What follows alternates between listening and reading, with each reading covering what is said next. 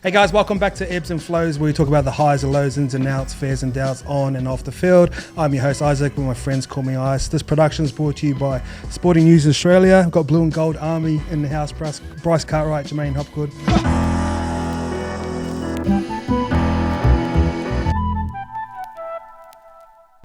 What's up, boys? Hey, Ice.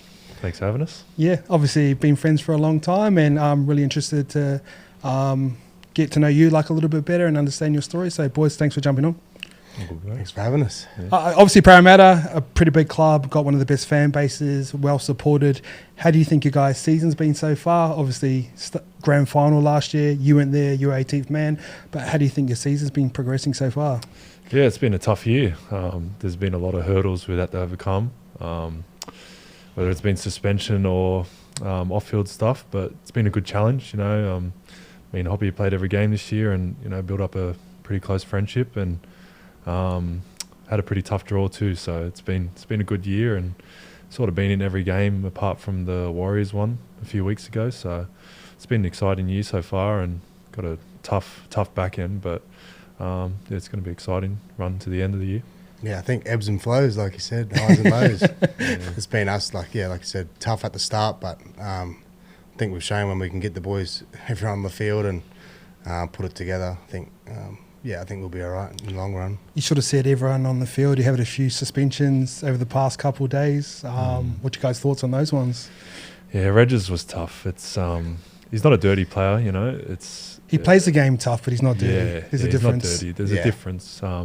It sucks because he's one person you need out there. Like, you look to your left and your right, and you're looking for Reg or Junior, and there's sort of like a calming influence out in the field. And just to see Reg's carries off the kickoff, I think it's the best kickoff carry in the game. He's just 100 mile an hour. So yeah, it's hard, and he's obviously hurting. So going to miss him and Micah. Like, you need someone like Micah on the edge, but we've had heaps of people step up this year, so it's exciting to see who's going to step into the role. And probably affects you a lot. We've been part of your little middle rotation there, so how do you guys adapt from that with RCG going? Yeah, I think, well, to start, like what Cardi said, like, I know, just coming in, sort of trying to find my way in first grade, like when you look to your left and right and you got Junior Paulo and Big Reg next to you, like, that's just like a confidence booster, I think. But like earlier in the year, I think when Reggie got hurt, we had Wiramu Greg come into the team, and he just solidified himself a little bit and took that role on, and he was playing well. Obviously, he's hurt at the moment as well.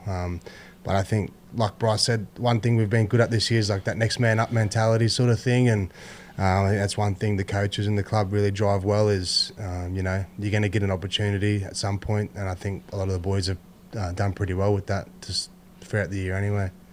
Obviously, the club lost against Penrith in the grand final. You rolled into the preseason. Was that brought up? Because I know when Penrith lost the grand final, Ivan sat them down and made them watch it back, and the boys learnt the lesson from that. What was the lesson that Brad Arthur tried to instill into the club when you guys rolled into this new season? Yeah, it was funny. We didn't really talk about it. We sort of the young boys all went back a lot earlier than us, and the older fellas sort of went back 2 weeks before Christmas, so it was sort of split up and didn't really talk about it. It was just more so we start again, you know, just get ready for the year and build into the trials. And we had a lot of injuries coming into the round one, and we lost Laney in the trial. There was a few more I can't think of, but yeah, we didn't really touch on it, and I think it was probably good, you know, just sort of forget about it and start again. What about, you've been part of systems that have won grand finals in many different grades? What was the lesson that you learned from Penrith losing one that you could potentially bring over to Parramatta? And it's a little bit harder when you're the new guy in the team and still trying to find your spot. What was the lesson that you learned? Saying that, I was around there when they lost that one, and then obviously, and then being there the next couple of years when they won them. I still remember the video session they did, I think, leading up to one of the Melbourne games because Melbourne beat them that year. And I think they got bullied a little bit in that game by a couple of the boys from Melbourne. And I think they just sort of changed their mentality a bit, you know, start becoming the hunter, not the hunted sort of thing. And even when everyone's coming for you, you still want to be the hunter at the end of the day. And obviously, yeah, like you said, I'm still young and haven't played heaps of games, but I think like we were talking before, like being in a system like Penrith and obviously Parramatta's doing a lot of that now. Like everything at the club at the moment is like system based in attack and defence, and I don't have to bring anything more or say anything more of what I've been a part of, but just go and do my job. I think that's something that we've really like defined in the club at the moment, is like if everyone just does their job right, then the team will have success at the end of the day. I feel like you slotted into first grade quite like naturally. It feels like you've been playing forever, and you started the season really well. Those times in Penrith when you were sort of sitting in reserve grade, do you reckon, like, can you understand those lessons now? But at the time, like, what was going through your mind at the time? Yeah, I'd like to think I'm pretty happy-go-lucky sort of guy anyway. Like, I don't think, like, I was never sort of in the dumps, kicking stones, thinking I should be somewhere or whatever it was. Like, I always just was happy to be there, and like a similarity between the clubs at the moment is like everyone talks about the culture at Penrith and how everyone gets along and how they all know each other so well. I think that's actually something that Parramatta have as well, like such a close, tight-knit group of boys, and I think that's something that goes a long way in terms of having success, is when everyone's on the same page and everyone gets along, and like no dickheads sort of thing. Like I think that goes a long way. And yeah, I suppose for me it was a little bit like just toiling in Reggie's, but like obviously learn a lot from being there, and I think that's probably helped me now coming into first grade. What, you both can answer this question, and like we hear about the Penrith nursery so much, like what makes the Penrith nursery so good? And to be fair, your age group of 20s was probably like the start of like success. Like I was at Penrith and we were kind of a team pieced together from everywhere that probably couldn't pick up contracts, and I've brought us together and we had some success there with Sowie, but then we had to start like stack 20 side, and you were the main guy in there, you, Yowie, all those sort of boys. Like what do you think makes that Penrith nursery so good? Yeah, I don't know. Obviously, like I grew up out there, so all you did when you were a kid growing up out in the West is play football or play any other sport. Like you always had a ball in your hand. And when you're a kid, like watching Penrith, all you wanted to do was put on a Penrith jersey. Did you go for Penrith? Yeah, I went for Penrith. Oh, did you? Yeah. So, I went for the Roosters as well because my uncle was coaching at the time. He was assistant coach there when they were in the grand finals. But yeah, I was always a Penrith fan. I'd go to the games and be on the hills sliding down on the cardboard. They used to have this, like the cage when you run out of the tunnel. There's like a cage around and you shake the cage when they're running out. But yeah, when like 12 years old, 13 years old, when the development squad started, all you wanted to do was get that Penrith shirt or the tracksuit. Yeah, the tracksuit, wear it around the plaza. Like all you wanted to do was play football. So I think that's all you did as a kid was just play footy, and they were so big out there, the kids in Western Sydney. So you had to adapt pretty quick, and if you weren't big, you'd have to learn the skill really well. So I think that played a big part. And boys coming through. Then you get your kids from the country. Yowie, someone like Yowie, it's amazing to see how far he's come, because when I played with him, he started off in the centres and second row, and he could barely pass the ball, and now he's the best lock in the game. So to see someone from a rapid rise like him is an amazing thing to see, and he just got better each year. So. Yeah, it's crazy you say that, because obviously, like I talked about your 20 side, like, and Yowie was like the first one to debut out of that side. I think he got round one straight away. But he didn't really stand out in any way, shape, or form, and it's crazy to see to do what he's done, isn't it? Yeah, because he was always a reliable player. Like you put him in any position, he played in the centre. I've loved that too, doesn't he? Yeah, I've loved him for that. But he was always a player that's never going to let you down, and he's just improved each year, and. It's really good to see. I probably can say you're in career best form right now. Talent's never been an issue for you. What's changed outside of the 80 minutes that's making you play the way that you're playing? I think just like the players around me obviously helped, and the last 2 years at Para, it's sort of been hard to get into that position where I had, Isaiah Papali, Murata, sort of hard to get in that position when they're playing so well and limited time. So I think just time spent on the field's been really good. Obviously, having Baz there as well has helped me out a lot. He's a calming influence, whereas Brad's sort of a high energy. Keeps me on my toes. He's just telling me to start again each week. He'll give me a rocket if I need it. But yeah, I think it's just time spent on the field, and obviously playing outside one side like Mitch. And we spoke about Will Penasini earlier. He's been a big help for me as well, and he's only 20 years old. Yeah, he's turning 21 soon. That's rattled me. And I've never seen a kid talk as much on the field and have the game smarts he has as a centre. And he's coaching me, and he'll give me a spray on the field, like if I need it. So it's a good little relationship we have out there, because Mitch is, as calm as he is, he's a bit of a hothead. Like, he can get a bit crazy and, get me in the line. And then we've got Will, someone like Will, he's a bit crazy too. Like, he can yell at me if he needs to. And then I think I'm sort of a calm person. Like, I'm relaxed, so it sort of balances. You got that Cartwright gene in you, nothing phases you. What's the balance there? What's something that Baz has really installed into your attack this year? Because obviously, like, you almost got too much talent, and knowing when to play and when not to play, or when to take a tough carry. Like, is there any coaching points that he's given you to sort of balance out your game, to when those highlight plays come, like they're coming off now? You know what I mean? Is that? Yeah, I think he's just really simplified the start of our sets, making sure we complete those, and the special things will happen after that. It's just about completing our sets and staying in the grind of it, because I think if we can keep the ball in play, we're a really, really good team, and that's when good things happen. And we're a very fit team as well, and having someone like Mitch, obviously, to control the game. He's got one of the best long kicks in the game, kick into the corner. Especially with a right footer, right? Not many right footers can, like, usually left footers are the sweet guys that hit it really well, but yeah, he hits them sweet, eh? Yeah, he's got a really big kick. I don't know how, because he's got the skinniest legs I've ever seen. And he doesn't do weights. Not in the showers, though, He refuses to do weights. When he does lift the weights, but he's pretty strong in that. Yeah. I'll give him that. I think he's just quick off the spot. What's the development you've seen? Mitch Moses, obviously, the New South Wales, and I'll swing to you. Actually, I'll start with you. You played with a guy, or been around a guy, Nathan Cleary, who would be regarded as the best seven. You see Mitchie come up now. Like, what's the similar characteristics that those boys have, and what sort of separates them? Yeah, obviously, I think they got, they obviously have different attributes on the field that probably make them a bit, like, different, as if, like, Moses is probably a bit quicker and runs the ball, and, if you give him some space, he's going to make you look silly, or whereas Nathan's, like, he's always going to make the right decision or option in terms of passing and break you down that way. But, yeah, obviously they're both, like, ultra competitive and professional at the end of the day. Like, professionalism's a big thing, and especially in their position. Like, Nath used to be like the first guy there, last guy to leave, watching video, and not just watching his opposite number, but watching every player and trying to break down every little thing for the team. And I think that's where Mitch is, like, he knows, like, their knowledge of the game. I think that's something that that they have that's probably similar.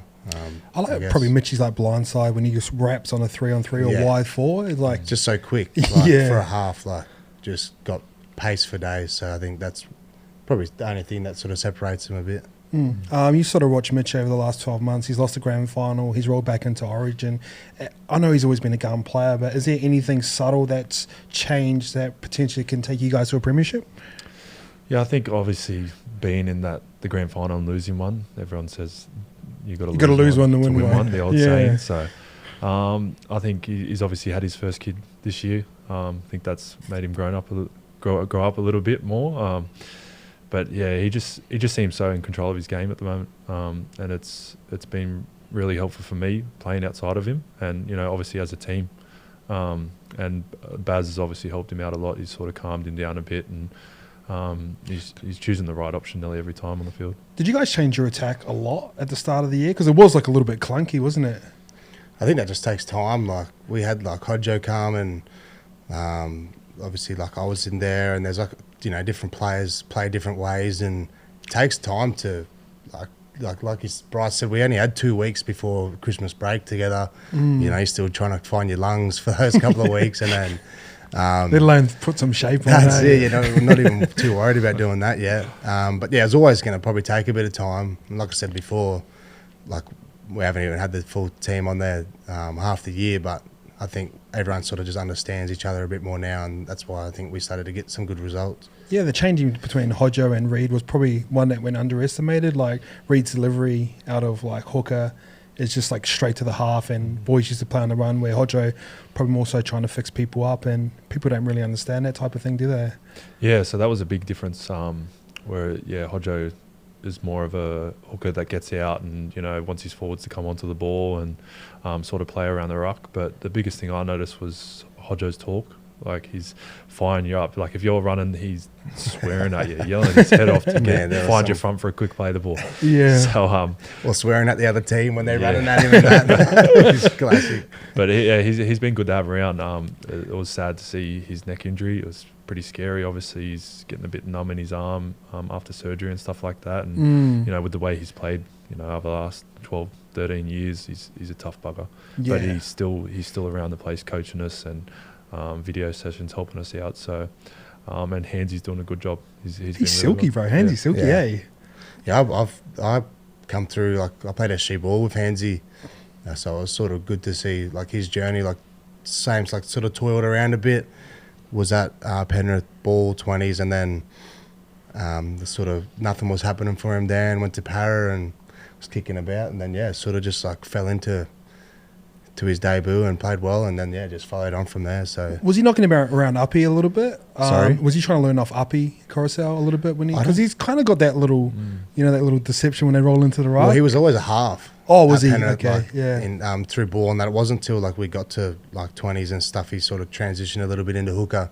But I don't even think, I think he might have done a pre-season in grade, so like he wasn't even never full time or anything, so probably never spent heaps of time. But I think that's something that he's always tried to like implement in his game a bit, to be crafty and have a bit of deception and that. Yeah, it's an important part of the game now, isn't it? I think Uppy's just made it like Uppy's so good at it, you don't even notice it. Like when you're just like a casual fan, but when you watch him, you're like, "Fuck, this guy's." I remember like the first couple of times at training when I was like in the team versus him, he like made a fool out of me a couple of times at marker. like I don't even know if he knows what he's doing. Like you're just guessing with him half the time. But it was pretty funny. No, I think he knows what he's doing. So in terms of coaching styles, both being coached by Ivan and BA, what's some clear differences that, like, obviously I've got a soft spot for Ivan. He debuted me. I always communicated with him well. Like a lot of people don't, because he kind of asks questions with answer question with another question. What's some clear differences in those two boys?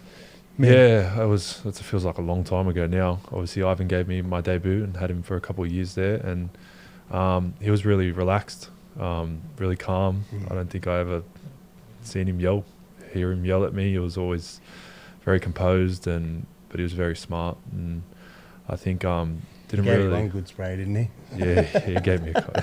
There was actually a couple, but it wasn't. There was no volume in it, no angle behind it, but it's sort of, you don't understand back then when you're young coming through. It's just, you're just excited to be in first grade. You don't understand the lessons that he was sort of teaching you until as I got older.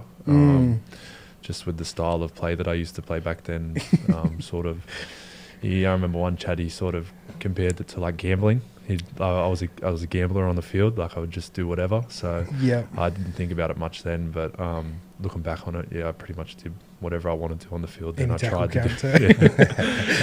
Whereas Brad's just, he's very honest, very, very passionate, and I seen that, like, obviously before I came to Para, like you'd see him on TV, you could tell he cared about his players, and it was always somewhere like I would have liked to have been, and I'm very grateful that I'm there now, and I feel very comfortable with him as my coach, and I feel like he is getting the best out of me, and sort of making me more of a complete player and more of a team player.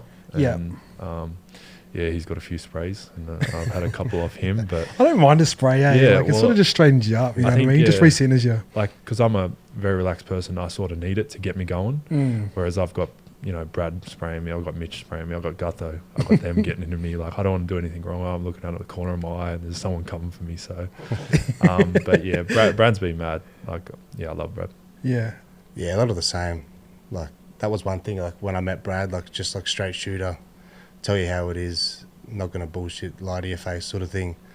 And I think that's something that's been good for me, is like someone that tell you when you're doing well, and when you're not doing so well, they tell you straight as well. So do you like hearing it? And like, you seem like a pretty straight up dude anyway. Do you like hearing it that way? Because I know there's some players, when they hear it delivered in that way, they get like a little bit rattled. You know what I mean? You prefer it direct? Yeah, no, just straight up. Like, half the time, like these days, like, if you've done something wrong anyway, like you already know that, it's coming, and I think that's the thing with footy now is like everyone sort of wants to play the same sort of style, and yeah, like I said, if you've fucked up or done something wrong, so it's coming, and then just get reassured when you hear it, and then I suppose that's one thing like Bryce said, when you've got like guys that that are going to be honest with you and tell you, like that's half the reason. Like you don't want to fucking let anyone down. You don't want to do something wrong. It's like you're going to know about it. So it's like just try and play hard nose and just do what you want to do and do your job. But yeah, don't let anyone down at the same time. Yeah. What did you learn in Origin camp? How was that? Yeah, that was good. It was sort of a bit of a weird week. Like went in, we were up in Cairns for 3 days, then went back to Goldie, and then I flew back. Didn't get to train all week, and then went to the game. Obviously, we didn't have a great game, and then went straight back in Sunday, back up to Goldie just for the night, train Monday, and come back down again. But being around it, being a part of it, like I idolised the coaching staff that we had. Like I idolised them guys when I was growing up, being Queenslander and watching those guys, and then just to be around them and sitting down, having dinner, and just general conversation. I think that was one thing like that sort of stood out was everyone. Some of those guys had played with Billy and stuff like that, and it was pretty obvious like how much they wanted to play for him, and that's sort of the feel I got from it was just like how tight knit everyone was in that group. It was pretty crazy. But I think like the boys they say who've been coached by Slater, like technically they reckon he's like on another level in terms of attention to detail. Did you see that in him? Yeah. So they did the review like the first day we got up to Cairns, and like, it was a big day travelling, and they sort of reviewed second game a bit, and Billy sort of sat back a little bit, and Josh Henne and Cameron Smith like were running a bit of the video, and then like as Billy jumped in, like I could just see how smart he was, and obviously being a player like fullback in the spine, and obviously he's got a fairly good knowledge of the game, and just the way that he was breaking down just everything in general for every single player, and that was pretty awesome. I think because he's a superstar, like a lot of times when you see like a lot of gun players turn into coaches, they don't always seem to be the best coach. I feel like it's more like the knockabouts, the Craig Bellamy's and stuff like that. But like you look at Slater, like even though he was fast and a superstar, I think his game developed over time. Like he added that pass in, so I think it helps with when it comes to like coaching and stuff like that. Yeah, and like I sort of seen him going around like as the boys were getting ready for warm up for the game, and he's going around and talking to everyone, and like he was still so relaxed, but like just the points that he was getting across to everyone was awesome, and he was still like he was as shattered as anyone after the game. Like they didn't get the result that they wanted, and you could tell that hurt him as much as it hurt the players as well. And I think that's something like he just resonates so much with the boys, and he wanted it like just as bad as the players, sort of thing. That sort of Origin period's like why do I'm gonna ask you? Do you think Queensland care about Origin more than New South Wales? And I know you're proud. Yeah, I don't know. It's hard. Like because New South Wales are always stacked, bro. Especially the last 5 years, they should be 5-0. I don't know. It's hard to comment on, but like you see the Queensland boys in camp, that just looks like a mad time. Like they're riding their bikes around the training. I don't know. They're just always laughing, having a good time. But yeah, it's hard. Like New South Wales have a great team, so I don't know. They're always stacked on the paper. Like I think that's probably something that gives Queensland an advantage. Is no one really talks about who they're picking, and like the names they got in their team. Like that's all sort of like New South Wales. Like they've got this guy. So then it's like builds the pressure on those guys to perform and make sure that they do. Like we've seen this one. Like they build up so much, and then like they're quick to bag everyone for not living up to the hype that everyone set them up to be. Whereas like Queensland, it's just, I don't know, for me it's sort of just like if you got the opportunity to get there, like you're not too worried about external expectation, but just wanting to fucking put that jersey on and represent your state, sort of thing. Yeah, I was thinking about it with Reece Walsh. So like obviously like got picked over KP at the time. Imagine like one of the best fullbacks ever, like picking you for one, and then you throw the Queensland jersey over the top of that. You can't help but play good. Yeah, I feel like just gives you like a sense of confidence, just like because you've like that's all you ever wanted to do in Queensland was play for Queensland. Like Bryce said, like in Penrith, like everyone wanted to play for Penrith from being there. Like everyone growing up in Queensland, like that was just like the pinnacle of rugby league for everyone up there. So I feel like those guys, when they put the jersey on, I know it's maybe something different. And I hear Ivan talk about that with Penrith, where you will play more. You're playing for the area as well. Yeah. And I feel like Queensland have been able to do that with the state. But like same with Penrith, like they feel like you're playing for something bigger than like you're playing for like Mount Druitt and all those sort of areas too. It gives themselves a chance. It's pretty crazy. Bro, you're playing. Your last name carries a bit of weight out west. Your playing style. I know. Was it developed off like your uncle, or is it? I know you think you're pretty nice at basketball. Like the way that you play. What was your inspiration for that? Yeah, I always had a ball in my hands when I was a kid. Well, I remember growing up. Obviously I played football, I played cricket, basketball, but I remember we'd be in the backyard in the pool for hours as a kid, and my dad would just throw a skin ball across the water, and we'd just catch it for hours. And I think that played a big role in how I pass or catch. And played basketball growing up. I played it a lot more than football. I'd spend hours playing basketball at high school, and then when I got to high school, started watching like Sonny Bill's highlights. I'd watch it before every game. Yeah. So stuff like that. But I don't know. It's just probably always playing sport. I was never inside. Always doing something with the ball, like I said. And I remember before every game I'd watch Sonny Bill's highlights. He's a goat, eh? I still think he's cool, bro. Yeah. I still think he's a man. Do you regret going to the Titans? Yeah, no, I don't actually. It was a good lesson, like a life lesson. Some stuff was happening at Penrith. I was just about to have my son. It seemed like a good fit at the time.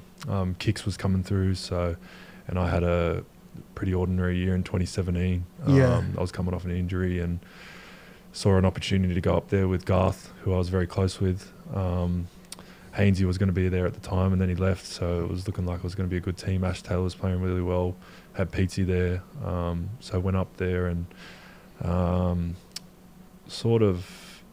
don't know, it was just a whirlwind, it just all happened so quick. I wasn't playing my best footy, and probably all the outside noise, it affected me a bit, and didn't probably work enough on my game. And Garth was a really good coach, but probably just someone who I didn't need that time in my career. Because you knew how good you were before, or did you need someone a bit more? Because he's pretty direct. He's pretty direct, but I think I just needed someone who's a bit more experienced, in first grade. Obviously, that because he was still finding his feet, wasn't he? Yeah, he true. just coached us in the 20s and in the Reggies as well. So I think I needed someone with a bit more experience just to sort of guide me a bit more. And obviously we weren't going well at the Titans, so that made it a lot worse. And Justin came in, Holbrook, and I liked him. I got on really well with him. And then I split up with my ex, and they moved back down to Sydney with the kids, so followed them. And I was just going to work. I didn't know what I was going to do. I was just going to play for St Mary's or get a job. And then Brad called my manager, and went from there. But I learned a lot from the Gold Coast, just to sort of block out the noise, and sort of just gave me a bit more of drive. People thinking that I wasn't good enough, wasn't going to sort of get back to where I could be or know the player I could be. So that those sort of few years sort of still drives me to be a better person and a better player. Do you know, I'm going to ask you another question. I've seen a few guys from our team at Penrith go up to the Titans and make decent money. Do you reckon it's could you give advice to some young kid where they've got an option of getting the money, and obviously you've got a family on the way, you got to think about that side, but also going to like a good club? You know what I mean? You know that question? So I look at someone like Papali'i, who went to the Tigers and he's secured the bag. Fucking congrats, that's mad. But you can see that their football style go down as a consequence of their team. And I sort of felt like that happened with you, Lani, probably Tyrone Peachy as well. And then Tyrone's just sort of come back now. Now he's back in a good system. Is there any advice you want to give to? Yeah, it sort of depends on where you're at in life. At the end of the day, we have to look after ourselves. It's a business, 100. You have to look after yourself. It doesn't last long. You could be injured and be gone, and you're forgotten about. So, especially if you've got a young family. But in saying that, I'm at the point where is now you want to be in a good team. It makes you feel better about yourself. You improve as a player, for less money. you just want to be around a good environment. Yeah, And you want to be that's- winning yeah. games. Like, there's nothing better than sitting in the shed after a game, having a beer with your teammates after you've played a good game. And yeah, but like I said, you have to do what's best for you. Like at the time, you know, like I said, it's a business. You know? Yeah, I always find it like an interesting conversation. It's like you take the bag now, but like sacrifice it like a little bit later, or do you play like in the winning side? I don't know. Yeah. There's no right or wrong answer, is there? What do you think? Obviously, you've just come into grade now. You've been pretty lucky. You come into two pretty good systems. Not luck. You've obviously earned your stripes. But what do you think about that? Yeah, I don't know. I guess like you said, it's something that you got to weigh up at the time. But like you said, like if you're young and you want to maybe invest in yourself a bit and go to a team for less, but you know, it could help you get better and improve, and obviously make you look better at the same time as well. Like I guess when I was sitting back and played a few games at Penrith, you know, I'd always have people come up to me and say like, "Oh, like if you were here, you could be playing every game."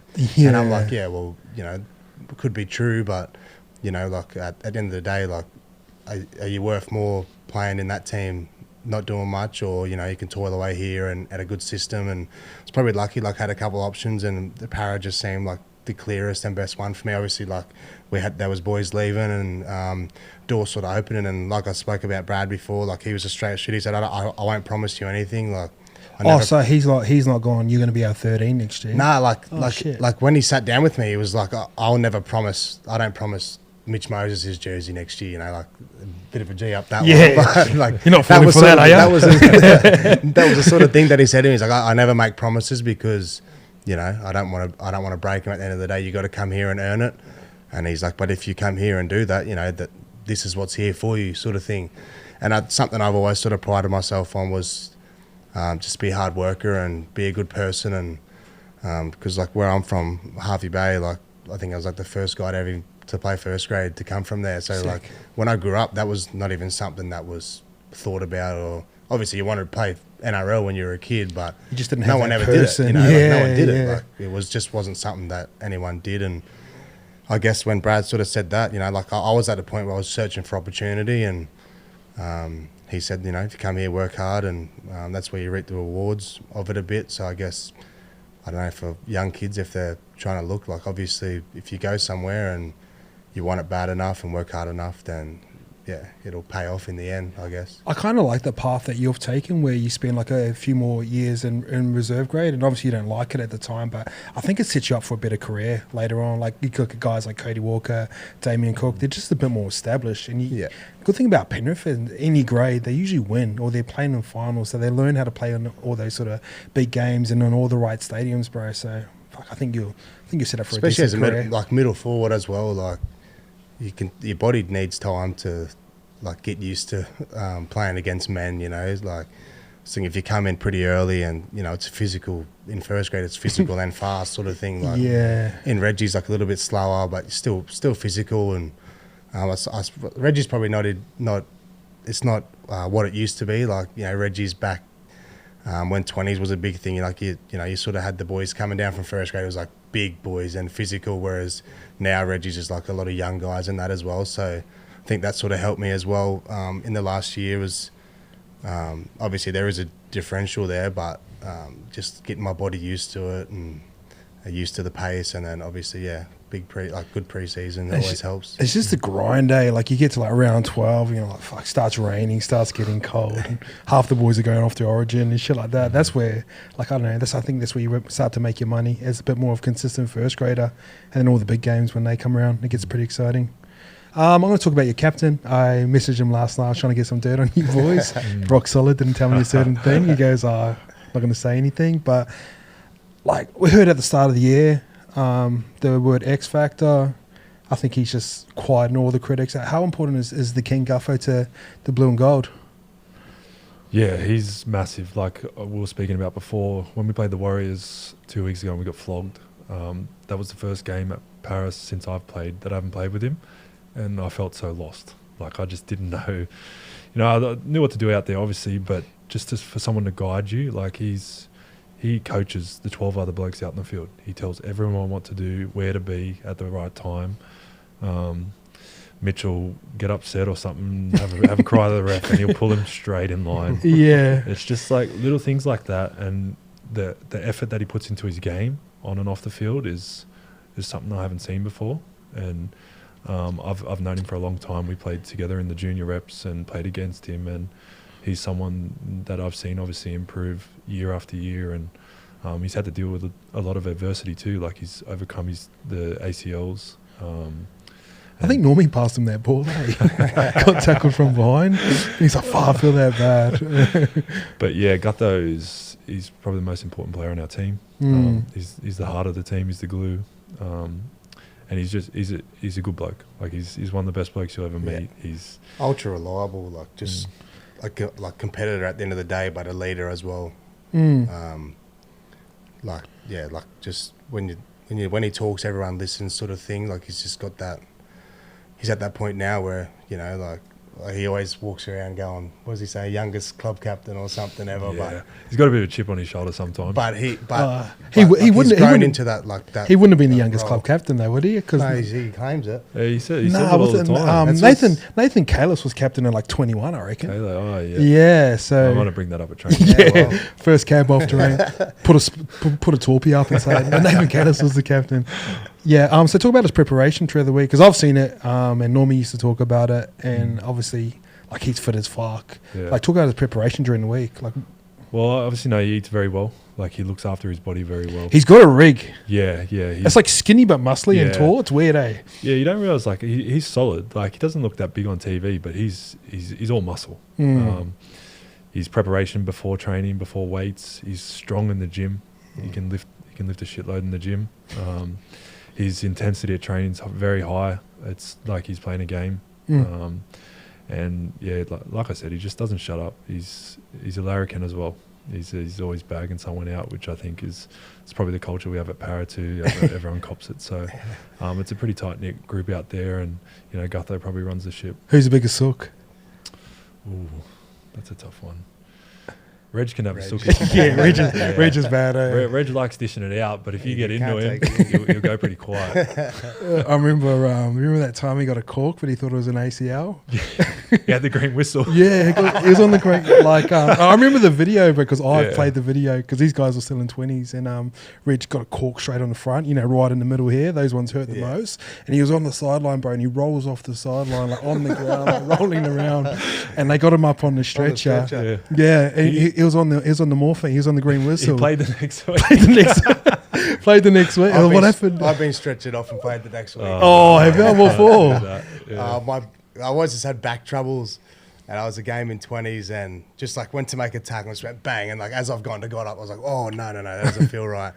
So like bring the stretcher out, stretched me off, and then like as I come good, like as it sort of just like released or whatever was all tense in there, I was all right. And then next week, I copped it a bit for that. I remember, I love Sowie, but there was a game in New Zealand we played. I don't know if you played there. He got hurt and they took him off on the Medicab and the crowd like clapped him off or whatever because they thought he was hurt. 10 minutes later, he's run back on they're booting. He's got driven off by the Medicab. Sorry, Sowie. Yeah. For people that don't know Sowie, hate him, eh? He's just one of those guys, but like we're in the same team as him. He's a good guy. Yeah, I love Sowie. I got along well with him. I was obviously young coming through there with all you guys. And remember I was spraying him on Mad Monday? You're trying to pick on you. I was like, fuck off, idiot. Yeah, we had some good times out there. I couldn't have asked for a better crew, like coming through when I was young. Obviously I had guys like you, Chico, Latzi, Moiser. Yeah, we had a good time out there. I showing you all the wrong things though. Bryce, let's go out You lived out of Penrith then. Yeah, I know, but we're still getting a taxi to come out east. All right, boys, I got a pretty rough run home. Have you guys been looking into that a little bit? Started the season rough, going to end rough. Obviously, you got the team to win comps. Like, where's the mindset at? Like we don't really even look. We don't look too forward, really. Like it was like only a couple of weeks ago. Like Brad was saying, like he'd never won 5 games in a row at the club the whole time that he'd been there. It's like we're just focusing on that week. Obviously got that win, and then obviously what happened with the Warriors happened. But then like we sort of just focus at 1 week at a time, looking for the next game, not too worried about. And even like when we were losing games at the start of the year, like 1 from 4 or whatever we were, like Brad never mentioned much about the ladder or where we were sitting. He always said, like, I don't even look where we're sitting. Like, just worry about this week, get this win, go on from there, sort of thing. So I think that's sort of the approach we've had at the moment. But obviously, yeah, as players, you look at who you're versing, and yeah, we don't have an easy run, but get the boys back on the field, then I think we'll be all right. I feel like it's hard now. Like, it doesn't matter who you're playing. It's going to be a hard game. It's not like sort of 6-7 years ago where sometimes you'd think, oh, yeah, this is going to be a bit easier. But every week, teams are turning up. Teams are better. Like, it's probably the closest I've ever seen the comp as it is now. I think it is, bro. I think it makes it exciting. Like, obviously, the Penrith are like a standout, but like everyone else from like 2 to 12, like well, years past, like at this time of the year, you'd know who the 8's going to be. And now you just don't. Like, you could probably see the top 4, top 3, who it's going to be, but outside of that, you just don't know. Yeah. What teams, like just from an outsider looking, I know you don't really look at any other teams, what's some of the ones that you're kind of looking at and think maybe these guys have got a chance this year? Like for me, I look at South, so for those boys coming back, Broncos are pretty exciting to watch. Obviously, you guys can entertain on your day. Got the Waskies doing their thing over there, and Dell's fucking flying. What teams are you looking at?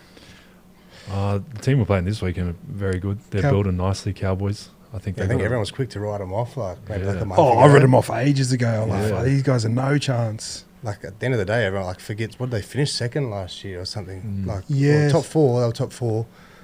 And I think everyone's quick to forget about, like, there's a lot, like pretty much the same side, you know, just maybe sometimes it just doesn't click all the time, but now they're definitely coming into gear now, and it's always a challenge playing up there at any time of the year. So hopefully, every team at the moment's like vying for that 2 points at the end of the day. So looks good. All right. But the Warriors were good.